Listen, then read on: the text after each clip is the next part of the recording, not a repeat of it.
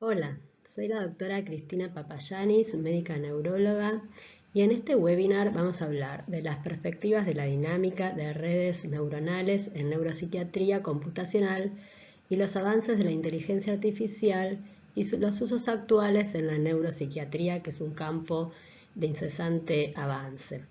Gracias a la doctora Mónica Ferrari por la invitación a participar en esta charla del capítulo de psiquiatría neurocomputacional. Entonces, ¿a qué llamamos neurociencia computacional? Por un lado, la neurociencia es el campo de la ciencia que se dedica al estudio del sistema nervioso y está enfocado en esclarecer su estructura y principalmente su función, estudiando los diversos aspectos en los cuales intervienen múltiples disciplinas: el desarrollo, la genética, la bioquímica, la fisiología, la farmacología y a su vez todas las patologías y enfermedades relacionadas. Como decíamos, una ciencia interdisciplinaria que abarca varios niveles de análisis o subcampos de estudio que incluye la biología molecular y celular de las neuronas hasta el funcionamiento de circuitos neuronales y sistemas complejos que dan lugar al comportamiento tanto animal como humano. Entonces, la neuropsiquiatría o neurociencia computacional es la ciencia que utiliza modelos matemáticos y computacionales para entender cómo funciona el sistema nervioso. Y vamos a ver que hay una relación bidireccional entre ambas, las neurociencias y la inteligencia artificial o el uso computacional. ¿Por qué hablamos de esta relación bidireccional? Porque entender cómo funciona el cerebro humano, ¿sí?, da lugar a el avance en la inteligencia artificial, ¿sí?, y viceversa. Inspirados en la naturaleza, la inteligencia artificial se creó tratando de imitar las formas en que el cerebro humano procesa la información y aprende. Es decir, los llamados modelos basados en redes neuronales. A su vez, estos modelos de inteligencia artificial son utilizados por los investigadores para ganar comprensión en cómo funciona el cerebro humano. Es decir, hay una retroalimentación y una validación continua entre ambos modelos. La inteligencia artificial proporciona herramientas para ayudar o refutar teorías sobre el funcionamiento cerebral. Los avances en ambos campos impactan en ambas disciplinas, es decir, un descubrimiento de neurociencias puede inspirar nuevas ideas y mejoras de la inteligencia artificial y viceversa. Tenemos entonces varios proyectos en el mundo intentando estudiar el funcionamiento cerebral. En Europa se llevó a cabo el Human Brain Project, que fue un proyecto que funcionó durante 10 años, entre el 2013 y el 2023, que tuvo un presupuesto aproximado de 1 billón de euros. Y en Estados Unidos, otro que aún continúa, que es The Brain Research Through Advancing Innovative Neurotechnologies, que sería el acrónimo BRAIN, es una iniciativa. Ambas iniciativas, la europea y la de Estados Unidos, buscaron el entendimiento del funcionamiento cerebral y, como decíamos antes, la interrelación que hay entre la neurociencia y los avances de los modelos computacionales. Y también tenemos otro proyecto similar en China, que es el BrainTome Atlas, sacado de la página de este proyecto. Se puede ver que la idea es desarrollar nuevas metodologías y técnicas de mapeo cerebral computarizado para estudiar, como decíamos, tanto la estructura como la función y los cambios espaciotemporales en el cerebro humano, tanto de animales, ya sea primates, y en cerebros humanos, digamos, ¿sí? El atlas de cerebro es un mapa que se realiza de subregiones cerebrales funcionales más detalladas y patrones de conexión anatómicos y funcionales para cada área, digamos, para poder describir la ubicación de la actividad cerebral y la conectividad entre las diversas áreas. Este atlas, la idea es que facilite investigaciones de las relaciones estructura-función, estudios neuroanatómicos comparativos y así la búsqueda de biomarcadores para el diagnóstico o para realizar ensayos clínicos. En esta construcción de este mapa da lugar a algo primero local y después global. Tanto en un principio lo estático es más fácil, ahora vamos a ver, pero también la dinámica y en el mapeo de la información cerebral, luego correlacionándolo con expresiones genéticas y estos patrones de conectividad espaciotemporales, tanto en un cerebro adulto, en el desarrollo, en el envejecimiento o la búsqueda de qué conectividad hay en cerebros sanos respecto a los cerebros enfermos. Volviendo al proyecto europeo, que tuvo 10 años de duración, en el paper que ellos publican habla de que esto dio lugar, fue un proyecto de varios países de Europa con múltiples investigadores de distintas disciplinas y dio lugar a la publicación de más de 3.000 artículos.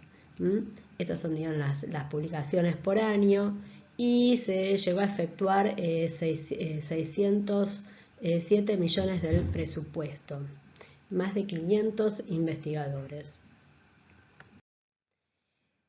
Y como decíamos, estos de la página de este proyecto, que hay un video muy interesante que lo pueden ver, muy cortito para entender cómo fue este proyecto. ¿Por qué el interés, ¿no? de estudiar? Bueno, pues el cerebro humano es el órgano más complejo de la evolución, digamos, en el planeta. Y tenemos las 86 billones de neuronas, ¿sí? Existentes, pero entre estas lo que llamamos el conectoma humano, que sería la conexión de estas células, se ha calculado que se conectan a través de 3 millones de kilómetros de fibras, ¿sí? Y esto de 2 a la 10 y a su vez a la 15 sería el cálculo de los diferentes estados mentales que puede haber teóricamente a través de la conexión, digamos, como una codificación muy compleja del cerebro humano que después emula con la conexión que se puede dar en las complejas redes de inteligencia artificial. El estudio de la dinámica de redes neuronales, entonces, es un enfoque que busca entender cómo el cerebro humano procesa la información, cómo diferentes redes se relacionan entre sí, tanto en individuos sanos como en contextos de diferentes enfermedades. Entonces buscamos identificar patrones de actividad cerebral y cómo estos patrones se ven alterados en los diversos trastornos, y así poder desarrollar modelos predictivos que sirvan para ver la evolución de las enfermedades y la respuesta a los tratamientos. Y uno de los objetivos principales es identificar dianas terapéuticos o objetivos terapéuticos. Esto de las dinámicas de redes, podemos obtener información del funcionamiento cerebral a través de varios estudios complementarios, entre ellos el electroencefalograma, la magnetoencefalografía o la resonancia magnética funcional u otras técnicas, pero bueno, la funcional es una de las más usadas. El LG, como sabemos, mide la actividad eléctrica cerebral a través del cuero cabelludo, generando información en la cual podemos conocer cómo se realiza el procesamiento cerebral en presencia de determinados estímulos o sin ellos. Y en las imágenes, bueno, como les decía, una de las técnicas principales es la resonancia magnética funcional, en la cual, bueno, se puede ver los cambios dependientes del nivel de oxigenación sanguínea, que es lo que se denomina contraste Bolt. Gracias a esta técnica se han podido identificar asociaciones entre activación y desactivación de áreas cerebrales frente a diferentes estímulos y sus respuestas, tanto para la realización basal o en tareas cognitivas específicas. En los últimos años, esta investigación sobre la actividad evocada ha sido muy productiva para destacar los elementos neuronales asociados con el funcionamiento cerebral, lo que se llama especificidad funcional. También, bueno, en un estudio reciente de junio del 2024, lo que se trata de ver es si hay cómo es la organización jerárquica de las diferentes áreas cerebrales.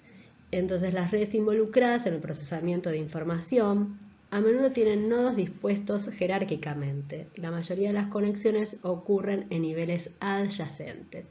Este artículo lo que buscó descubrir es la estructura jerárquica de una red y ver qué nivel ocupa cada nodo y cómo es el orden secuencial de estos niveles.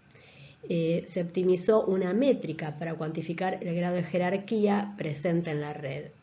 Esto se podía ver en redes cerebrales de diversos organismos, desde organismos muy sencillos como un nematodo, hasta lo complejo del conectoma humano. Y en ambos casos había una red jerárquica y lo que se llama modularidad. Es decir, las redes cerebrales pueden haber evolucionado para explotar simultáneamente ventajas funcionales de estos dos tipos de organización.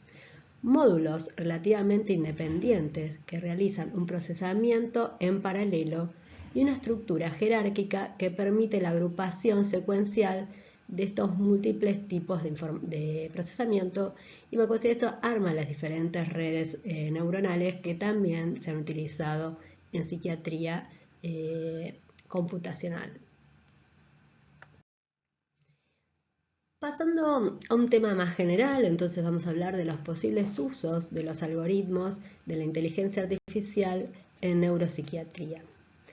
A lo largo del recorrido clínico de un paciente que presenta patología del sistema nervioso central, podemos optimizar y tenemos múltiples oportunidades, ¿sí?, de utilizar algoritmos y herramientas de datos para optimizar la atención y los resultados de las intervenciones que se realicen. Tenemos, por ejemplo, en el proceso diagnóstico, utilizar estas herramientas puede mejorar la precisión diagnóstica y descubrir nuevos biomarcadores, tanto como decíamos en neuroimágenes y otros estudios complementarios.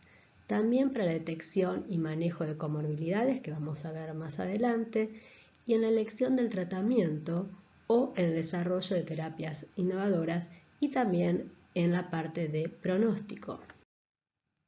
Los algoritmos de inteligencia artificial en la medicina general, tenemos este esquema básico en el cual tenemos los datos biomédicos, que ya pueden venir de imágenes, de electroencefalografía o datos genómicos, pasan por el algoritmo de computacional, ya sea un machine learning o otros tipos de modelo, y esto nos permite ir hacia una medicina, o nos permitirá ir en un futuro hacia una medicina personalizada.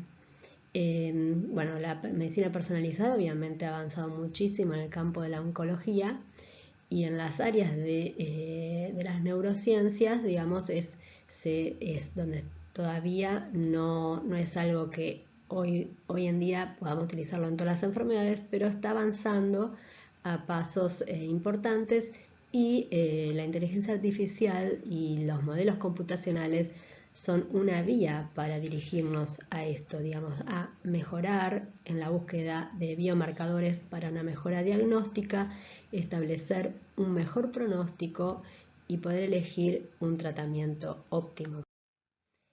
Los usos presentes de la inteligencia artificial hoy en día en varias áreas de la salud pública y la medicina tiene un papel ya establecido. Por ejemplo, se vio en detección de epidemias y pandemias, viendo los brotes en diferentes países y el flujo de la información. En el análisis de imágenes, como decía hoy en día, se ha visto que para detección, por ejemplo, de enfermedades de la piel, ya la precisión que tiene la inteligencia artificial es lo mismo a un dermatólogo, un experto, lo mismo en otros tipos de imágenes. En ensayos clínicos vamos a ver que intervienen múltiples niveles. La información médica de múltiples fuentes, como vamos a ver, y también en lo que es operativo, por ejemplo en la administración de hospitalaria y de servicios de salud. Y usos futuros, pero ya bastante avanzados, de la inteligencia artificial van a poder intervenir incluso en las consultas, teniendo aquí una computadora que pueda captar, digamos, la entrevista y transcribir en texto, digamos, lo que uno está hablando, cosa de que uno pueda estar más involucrado y prestando atención al paciente y no así en tomar notas. Y también en lo que llamamos modelos de simulación o incluso en poder, a través de varios datos que uno releva en esta historia clínica, poder orientarnos en un enfoque diagnóstico. Entonces partimos de una serie de dificultades o puntos de partida y los algoritmos computacionales nos ofrecen ciertos desafíos y oportunidades. En salud mental, tanto en neurología como psiquiatría, tenemos las dificultades son en el diagnóstico, que hay una heterogeneidad en las formas de presentaciones clínicas con diferentes fenotipos y que genera muchas veces dificultades y demoras en el diagnóstico, sobre todo cuando hay diagnósticos diferenciales y para llegar a un tratamiento que sea temprano y preciso. Los test diagnósticos muchas veces no son uniformemente indicados y la dificultad es mayor cuando son casos que no responden al tratamiento habitual o los denominados refractarios. En estos casos, donde el desarrollo de algoritmos y herramientas de inteligencia artificial nos puede guiar en una mejora en el proceso diagnóstico y en la toma de decisiones. Y en las herramientas vamos a poder analizar tanto datos clínicos, como decíamos antes, como de electrocardiograma, electroencefalograma, neuroimágenes, análisis automatizados de estas neuroimágenes y en el electro, por ejemplo, detección automática de crisis epilépticas. Y también, como vamos a ver, la información que nos llega de los wearables, que serían los objetos usables como los celulares y todos relojes o cuestiones que puedan traer datos del paciente, y el uso de las redes sociales. Ahora vamos a extender esto un poquito más. Y a nivel también de las comorbilidades, o sea, sería en el diagnóstico de la enfermedad principal, pero de aquí que muchas enfermedades neurológicas psiquiátricas presentan lo que denominamos comorbilidad, ya sea con cuestiones cognitivas, psiquiátricas, neurológicas y clínicas, que muchas veces no son adecuadamente identificadas o manejadas, ya que el foco está puesto en la enfermedad que motiva la consulta. Y aquí el desarrollo de estos sistemas puede haber, por ejemplo, en que se den test autoadministrados o herramientas de inteligencia artificial, como decíamos, sumadas a la anamnesis general. Y también eso era en el diagnóstico. Ahora, a nivel del tratamiento también tenemos estos puntos de partida y estos desafíos y oportunidades con la inteligencia artificial. Una de las dificultades es que existen múltiples drogas y diferentes esquemas de tratamiento, que cada droga tiene su propio perfil de riesgo-beneficios y que para cada individuo es diferente.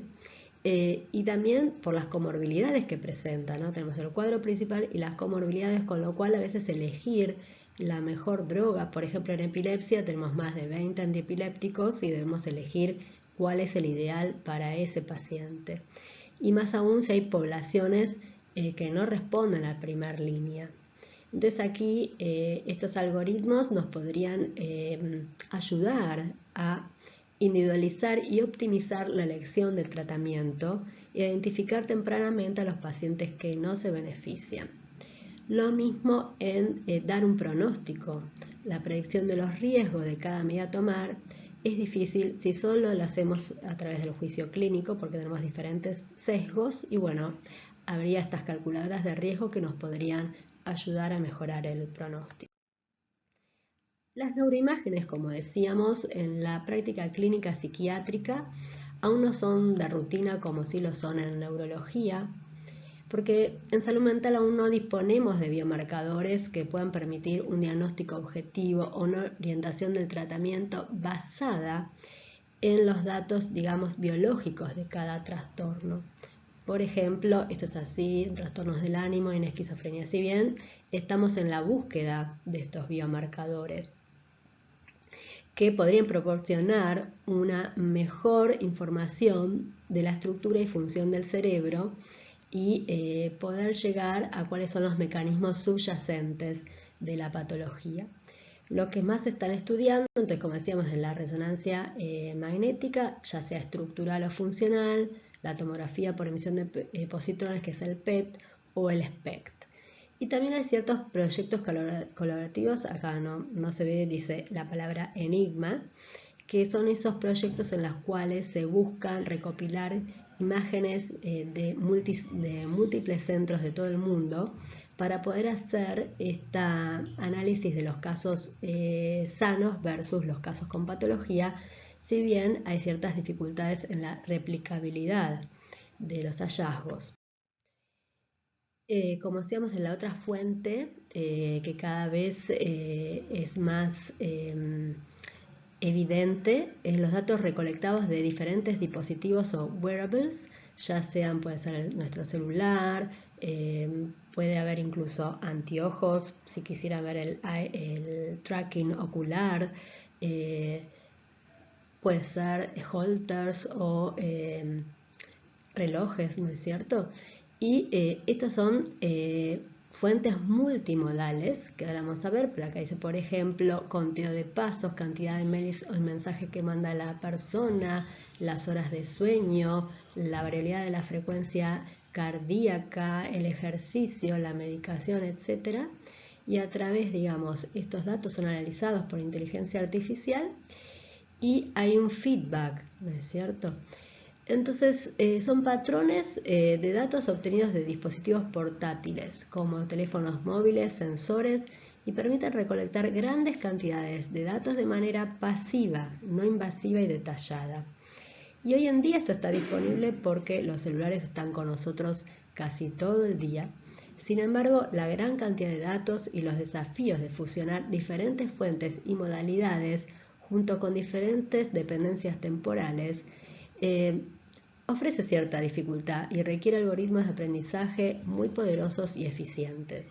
Por ejemplo, podemos analizar los patrones de movimiento, indicadores de interacciones sociales, como la interacción de la persona enviando mensajes o conectándose con la red social, la calidad de sueño, la actividad física.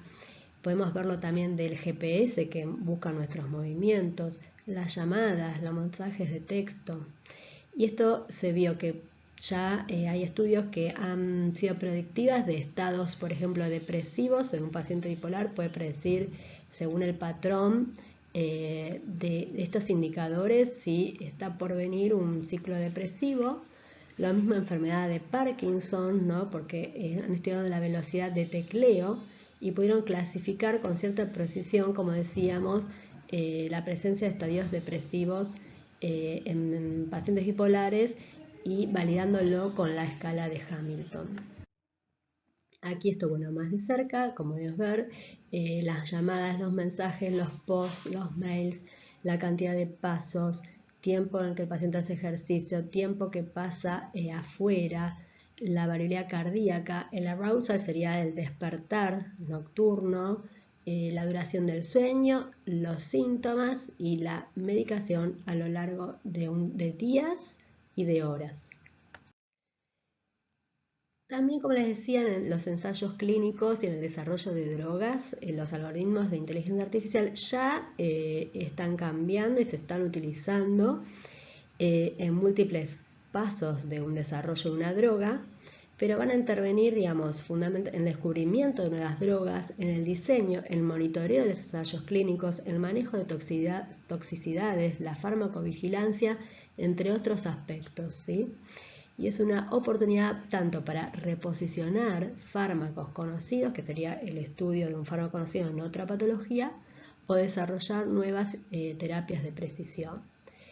Permiten seleccionar el tratamiento en forma más óptima según la causa de la enfermedad, el defecto genético o la función alterada, es lo que denominamos medicina de precisión, y facilitar la selección individualizada del mejor tratamiento disponible. Entonces, en los ensayos clínicos hay multiplicidades de uso de estas herramientas en las diferentes etapas del desarrollo. Y como decíamos, esto también es un desafío para las agencias regulatorias de cómo controlar y supervisar toda esta información. Y hablando de dificultades, digamos, en esto de los datos recolectados por dispositivos y el uso de inteligencia artificial, tiene ciertas dificultades y desafíos. En resumen, tenemos que los datos son heterogéneos y muchos diagnósticos pueden ser no tan precisos por la complejidad que tiene, ¿no es cierto? El diagnóstico en psiquiatría, basado en datos clínicos, impone cierta limitación en los algoritmos de predicción hoy en día, pero la inteligencia artificial podrá ayudar a redefinir estos diagnósticos, la búsqueda de nuevas clasificaciones cuando se encuentren estos biomarcadores. Hay una cierta dificultad de integración de datos que vienen de diferentes modalidades, múltiples fuentes, con diferentes dependencias temporales, con lo cual, como dijimos, requiere algoritmos extremadamente poderosos y eficientes y cierta dificultad en la interpretación de los resultados. Puede haber sesgos en la recolección de los datos, porque la inteligencia artificial puede heredar los sesgos y errores y prejuicios según los datos con los que fue entrenada. Y sobre todo, sabemos las cuestiones éticas y de seguridad. En el uso de estos datos personales plantea en cuanto a la seguridad y privacidad de los datos, explotación de datos por aseguradoras médicas, empleadores y otros, que podría impactar negativamente en la vida personal de los individuos, por lo cual está en debate y mucho avance debe haber en esto de cómo van a ser las regulaciones y las reglamentaciones de su uso. Y bueno, como decíamos, hay ciertas diferencias hoy en día en lo que es neurología y enfermedades psiquiátricas, con lo cual en las enfermedades neurológicas como el Parkinson o la epilepsia o el Alzheimer, hoy tienen biomarcadores más claros y medibles, ¿sí? Que en las enfermedades psiquiátricas, por lo cual en neurología hay cierta facilitación en el uso de la inteligencia artificial para el monitoreo y la predicción. Como decíamos, Parkinson, patrones de movimiento, velocidad de tecleo, bueno, las imágenes. En las enfermedades psiquiátricas presentan mayor heterogeneidad en sus síntomas, la población afectada, mayor subjetividad y en la identificación de estos patrones no son tan claros aún y no disponemos, como decíamos, biomarcadores para la gran mayoría de estas enfermedades. Entonces les traje algunos usos de inteligencia artificial en neurología que ya están más avanzados, con una publicación de la revista Neurología Argentina en 2017, en la cual se usó un algoritmo denominado SOFIA para diagnosticar cefaleas con una precisión comparable a un neurólogo. Les trataba de ver cefaleas primarias versus secundarias. Ya sabemos que la cefalea es una de las principales consultas en neurología, la tercera causa de años perdidos por discapacidad, porque digamos, si uno está con una migraña que es severa, digamos, no imposibilita la actividad, con lo cual por eso se necesita un buen tratamiento y es un desafío. Y además están asociadas con comorbilidades psiquiátricas, depresión y ansiedad. Y esto contribuye a su elevado costo personal, social y económico. Entonces, una herramienta como inteligencia artificial que interactúe con los pacientes, ya sea en sus casas o en los centros de salud cercanos, podría reducir la inequidad que hay hoy en el acceso a la salud y optimizar el cuidado de estos pacientes. Entonces, con ese objetivo se realizó este diseño, SOFIA, que fue entrenada con más de 10.000 pacientes de historia clínica, de 10.000 pacientes con cefalea en 5 años, utilizando técnicas de semánticas de análisis y otras como soporte de vector. Se desarrolló un algoritmo predictor y luego se comparó su rendimiento con 2 neurólogos usando los mismos datos y Sofía logró una sensibilidad del 90% y una especificidad del 93% en el diagnóstico, pudiendo, digamos, diferenciar las cefaleas primarias de las secundarias, digamos, cuáles había una alarma como para remitir a urgencias y estudiar. Y lo que se vio que como una forma de una enfermedad que es más sencilla, digamos, de diagnosticar, en la cual la inteligencia artificial tiene un gran potencial. Y para poderlo implementarlo se debe disponer de los datos clínicos y radiológicos, las mejoras en los algoritmos de Machine Learning, bajo costo y disponibilidad de estos servidores y de las computadoras. Y para que sea adoptable debe cumplir con ciertos requisitos. Eso dicen los autores del artículo, ¿no? La usabilidad, o sea que sea fácil de usar para pacientes y familiares, la trazabilidad, permitiendo rastrear el proceso de decisión, que sea evaluable con posibilidad de que sea evaluado externamente, la capacidad de derivación en caso de que haya alertas para las consultas urgentes, flexibilidad y adaptándose a las necesidades de cada paciente. En otras áreas también de lo que es la neurología, en la enfermedad de Alzheimer, la inteligencia artificial puede servir para identificar los factores de riesgo de los datos clínicos, los resultados de estudios, el análisis de neuroimágenes, por PET, marcadores de amiloide y otros biomarcadores que ya contamos, test de screening para herramientas de test neuropsicológicos o de los dispositivos, como decíamos, los wearables, que detecte patrones de comportamiento, de voz, etc. En la epilepsia, también, además de las imágenes, tenemos los aportes del electroencefalograma para detectar los patrones epileptiformes, que pueda planificar neurocirugías y también para detectar las comorbilidades. En el Parkinson, como decíamos, tenemos el tema de detección de los síntomas como lentitud, temblor, rigidez, ver los patrones de voz, la velocidad de tecleo, además de las imágenes, como decíamos, y los factores de riesgo de los datos clínicos. Y en las secuelas neurológicas hay un desarrollo de estos dispositivos implantables de neuroestimulación que puedan hacer que la persona controle en forma remota computadoras y dispositivos que ayuden a suplir secuelas motoras o de comunicación. Para todo esto, digamos, tenemos que la inteligencia artificial puede ayudar en la toma de decisiones y en el desarrollo de terapias y tratamientos personalizados. Por ejemplo, tenemos de Neuralink, la red que está digamos, estudiando la empresa de Elon Musk, en la cual ya hay un primer paciente que es Nolan Urban, la persona que vemos aquí en la foto, que en el 2016 sufrió una lesión medular espinal mientras nadaba en un lago, y es el primer paciente en usar una interfaz cerebro-computadora que decodifica señales de movimiento intencionadas.